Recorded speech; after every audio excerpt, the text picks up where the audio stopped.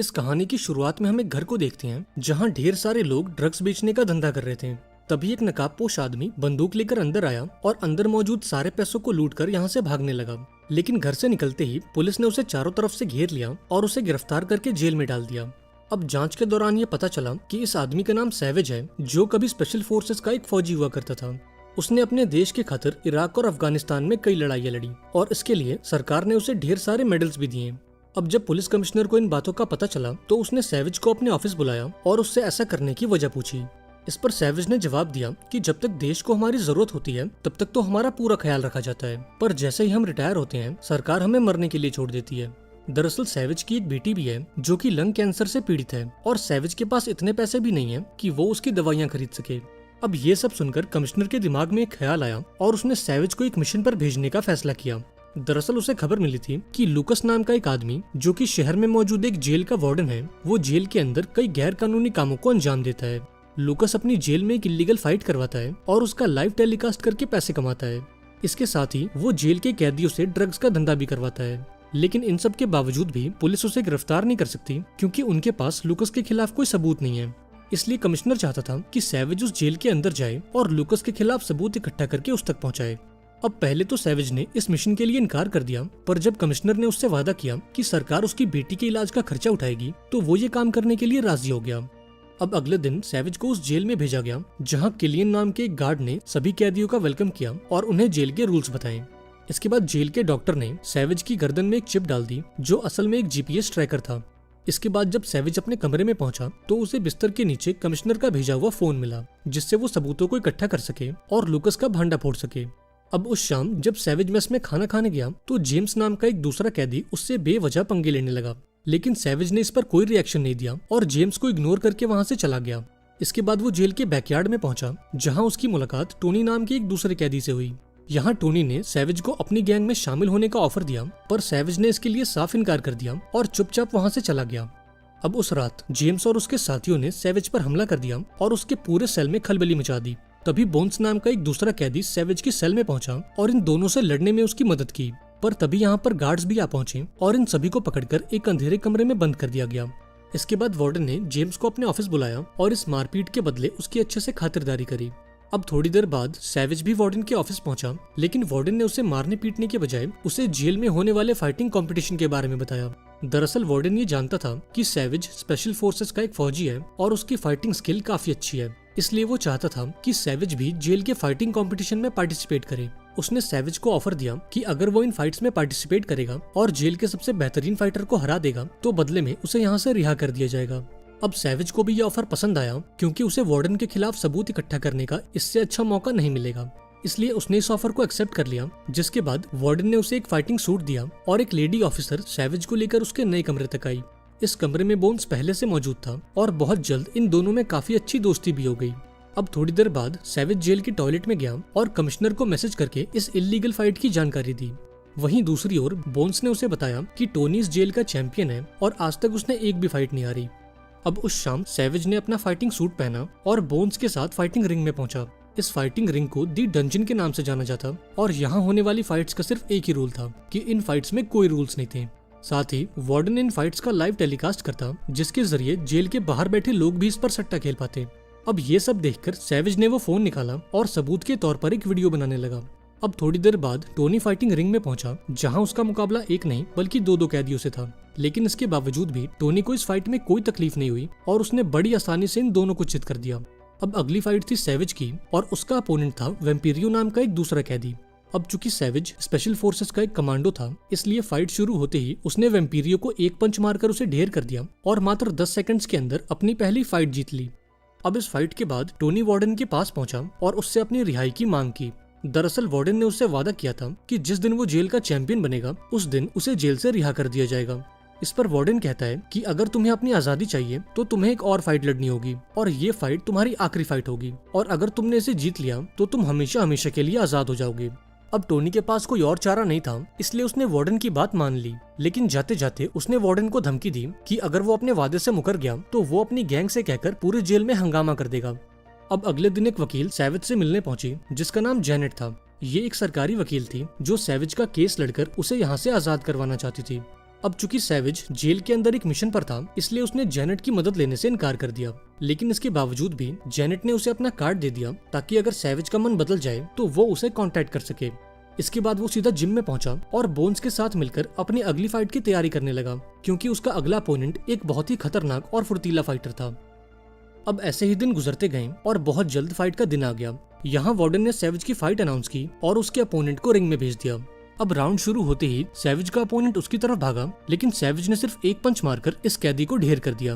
अब ये नजारा देखकर जेल के बाकी कैदियों के तो होश ही उड़ गए और ये सभी सैविज के नाम के नारे लगाने लगे। हालांकि सैविज ने इस जीत पर कोई रिएक्शन नहीं दिया और बोन्स के साथ अपने कमरे में लौट आया। अब उस रात सैविज और बोन्स ने मिलकर इस जीत को सेलिब्रेट किया और इधर उधर की बातें करने लगे। यहाँ बातों बातों में बोन्स ने बताया कि वो जेल में इसलिए बंद है क्योंकि उसने उस इंसान का मर्डर किया था जिसने उसकी बहन के साथ बदतमीजी की थी। इस पर सैविज कहता है कि तुमने जो भी किया बिल्कुल ठीक किया और मुझे पता है कि तुम कोई बुरे इंसान नहीं हो। अब उस रात सैविज जेल के मेस में पहुंचा और उसके अंदर आते ही पूरे मेस में शांति छा गई। दरअसल ये सभी कैदी उसकी फाइट देखकर काफी डरे हुए थे और वो सैविज को एक खतरा मान रहे थे। अब अगले दिन जब सैविज अपने कपड़े धो रहा था तब टोनी के लोगों ने उस पर हमला कर दिया, पर ठीक उसी वक्त जेल की एक गार्ड वहां पहुंच गई और इन सभी को रोकने की कोशिश की। पर इसी बीच एक चाकू इस गार्ड के सीने में लग गया और वो सीधा जमीन पर जा गिरी। ये देखकर सैविज ने फौरन इस गार्ड को इमरजेंसी रूम में पहुंचाया और उसकी इस सूझबूझ के चलते इस गार्ड की जान बच गई। इसके बाद वार्डन ने सैविज को अपने ऑफिस में बुलाया और तहे दिल से उसका शुक्रिया अदा किया, क्योंकि अगर उस गार्ड की जान चली जाती तो वार्डन का भांडा फूटना तो तय था। यहाँ वार्डन ने सैविज से उन गुंडों के नाम पूछे और अपने गार्ड किलियन के साथ मिलकर उन दोनों को मौत के घाट उतार दिया। अब अपने साथियों की मौत के बाद टोनी गुस्से से लाल हो गया और सैविज के पास जाकर उसे फाइट के लिए चुनौती देने लगा। हालांकि सैविज ने इस पर कोई ध्यान नहीं दिया और चुपचाप अपनी ट्रेनिंग करता रहा। अब ट्रेनिंग के बाद वो वार्डन के ऑफिस में गया और उसके सामने टोनी से फाइट करने की इच्छा जताई। अब ये सुनकर वार्डन खुश हो गया, क्योंकि इन दोनों की फाइट से वो करोड़ों रुपए कमा सकता था। इसलिए उसने सैविज का ये ऑफर एक्सेप्ट कर लिया और इन दोनों की फाइट बुक कर दी। इसके बाद सैविज जेल के टॉयलेट में गया और कमिश्नर को मैसेज करके ये जानकारी दी कि बहुत जल्द उसका मुकाबला जेल के सबसे बेहतरीन फाइटर से होगा। अब ऐसे ही दिन गुजरते गए और एक हफ्ते बाद मुकाबले का दिन आ गया। यहाँ वार्डन ने चिल्ला चिल्लाकर इस फाइट को अनाउंस किया और इसकी लाइव स्ट्रीमिंग भी शुरू कर दी, ताकि जेल के बाहर बैठे लोग भी इस फाइट पर सट्टा खेल सकें। अब बहुत जल्द ये फाइट शुरू हो गई और पहले मिनट से ही ये दोनों एक दूसरे पर कहर बरसाने लगे। अब इस फाइट के पहले राउंड में तो कांटे की टक्कर हुई, लेकिन फाइट के दूसरे राउंड में सैविज टोनी पर भारी पड़ने लगा। उसने अपने एक्सपीरियंस के दम पर टोनी की खूब धुनाई की और मार मार कर उसे जमीन पर लिटा दिया। अब टोनी को हराकर सैविज इस जेल का नया हीरो बन चुका था और सभी कैदी उसके नाम के नारे लगा रहे थे। अब इस फाइट के बाद सैविज अपने कमरे में गया और सबूत के तौर पर कमिश्नर को कुछ वीडियोस भेज दी, लेकिन इस बार उसे सामने से कोई रिप्लाई नहीं मिला। अब उस शाम जब सैविज मेस में खाना खाने गया तो जेल के बाकी कैदियों ने उसका स्वागत किया और अपने खाने का एक हिस्सा उसको दे दिया। इसके बाद वार्डन ने सैविज को अपने ऑफिस में बुलाया और उसे अपने साथ काम करने का ऑफर दिया। दरअसल वार्डन ये चाहता था कि सैविज इन कैदियों को कंट्रोल करे और इनकी फाइट्स करवा के ढेर सारे पैसे बनाए। हालांकि सैविज ने यह ऑफर ठुकरा दिया, क्योंकि वो इन सभी कैदियों को अपना भाई मानता था। इसके बाद वार्डन उसे अपने खुफिया अड्डे पर ले गया, जहां वो कैदियों से ड्रग्स का धंधा करवाता था। उसने सैविज को भी इस बिजनेस में शामिल होने का ऑफर दिया, जिस पर सैविज ने कहा कि उसे फैसला करने के लिए थोड़ा वक्त चाहिए। लेकिन जाते जाते उसने थोड़े से ड्रग्स अपनी जेब में भर लिए ताकि वो इन्हें कमिश्नर तक पहुंचाकर वार्डन का भांडा फोड़ सके। इसके बाद वार्डन उसे लेकर अपने ऑफिस में गया, जहां वो कमिश्नर पहले से मौजूद था। और अब ये खुलासा होता है कि वार्डन और कमिश्नर शुरू से ही एक दूसरे से मिले हुए थे। दरअसल ये जानते थे कि सैविज की फाइटिंग स्किल काफी अच्छी है, इसलिए इन्होंने बड़ी चालाकी से सैविज को जेल के अंदर डाला और उसकी फाइट्स करवा के करोड़ों का मुनाफा कमाया। अब ये सब जानकर सैविज के तो मानो होश ही उड़ गए और इतने बड़े धोखे के बाद वो पूरी तरह से टूट चुका था। अब वार्डन और कमिश्नर का प्लान था कि वो सैविज का मुकाबला दूसरे जेल के फाइटर से करवाएंगे और उस फाइट को बेचकर ढेर सारे पैसे कमाएंगे। यहाँ उन्होंने सैविज को अपने साथ जुड़ने का ऑफर दिया, लेकिन जब सैविज इसके लिए नहीं माना तो उन्होंने बोन्स को बुलाकर उसे खूब टॉर्चर किया। अब सैविज के पास कोई और चारा नहीं था और अपने दोस्त की जान बचाने के लिए वो ये फाइट करने के लिए तैयार हो गया। इसके बाद वो बोन्स को लेकर कमरे में पहुंचा और यहाँ इन दोनों ने कसम खाई कि वो वार्डन और कमिश्नर का भांडा फोड़ कर रहेंगे। इसके बाद सैविज ने उस वकील जेनेट को फोन किया, जिससे वो कुछ दिनों पहले मिला था। यहाँ उसने जेनेट को पूरी बात बताई और वार्डन के खिलाफ इकट्ठा किए सारे सबूतों को एक मेमोरी कार्ड में डालकर उसे दे दिया। इसके साथ ही उसने जेल के सभी कैदियों को अपनी तरफ कर लिया और उनके दिल में वार्डन के लिए नफरत भर दी। अब ऐसे ही दिन गुजरते गए और देखते ही देखते फाइट का दिन आ गया। इधर दूसरी जेल का वार्डन अपने सबसे बेहतरीन फाइटर शाका को लेकर इस जेल में पहुंचा। यहाँ दोनों जेल के वार्डन्स ने अपने अपने फाइटर पर सट्टा लगाया और बहुत जल्द इन दोनों की फाइट शुरू हो गई। अब इस फाइट के दौरान शाका सैवेज पर भारी पड़ने लगा और पहले राउंड में उसने सैवेज की खूब धुनाई की। लेकिन जैसे ही दूसरे राउंड की शुरुआत हुई, सैवेज ने उन चुराए हुए ड्रग्स को शाका की आंखों में झोंक दिया और इस मौके का फायदा उठाकर उसने शाका को इतना धोया कि वो बेचारा जमीन पर जा गिरा। यहाँ सैवेज ने जेल के सभी कैदियों को सिग्नल दे दिया और सिग्नल के मिलते ही उन्होंने पूरे जेल में खलबली मचा दी।